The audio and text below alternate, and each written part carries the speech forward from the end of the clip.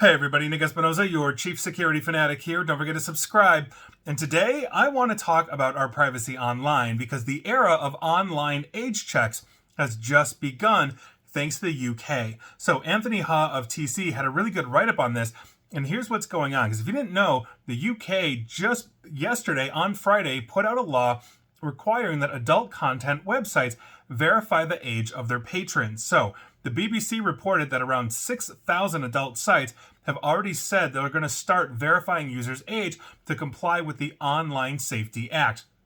Although at least one major site is not requiring age checks as of yesterday, so obviously there are things that are going to have to be rolled out here, right? So this law requires that online platforms prevent children from being exposed to harmful content. So sites like Reddit, Blue Sky, X, aka Twitter, and Grindr have also begun asking users in the United Kingdom to verify their age through means that include selfies or government-issued IDs. You're not just checking a box saying you're over the age of 18, you now actually have to prove it. So this is just one of a number of new child protection laws that could normalize online age checks globally. That's according to Wired. The approach has obviously been criticized by multiple groups, including the EFF, the Electronic Frontier Foundation, basically saying that it's a threat to online privacy and anonymity. And yeah, they are. That's one of the big issues that we have, right? If we're giving biometrics, to a site, not to mention identification ID, such as a driver's license number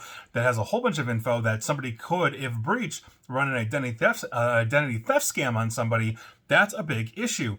And it's worth noting that basically we just had a recent breach of dating safety app TEA.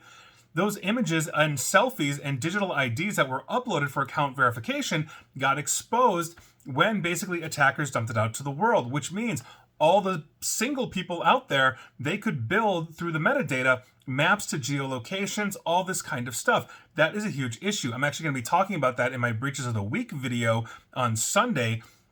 But this is a very serious issue. If one of these adult sites gets breached and dumps it out there, you are now going to be tied to that. You're going to have your picture all over it saying you're going to, whatever.com. And quite frankly, that is an intrusion of privacy. We have breaches left and right. Literally, as I just mentioned, every Sunday I do a Breaches of the Week video and podcast. I also do it on my radio show as well. And these lists continue to grow. This is a very serious issue. Now, I obviously think that we should be protecting children from harmful content online. Any reasonable person would believe that or should believe that, but we have to find a balance between understanding what our privacy and anonymity is as adults versus protecting children.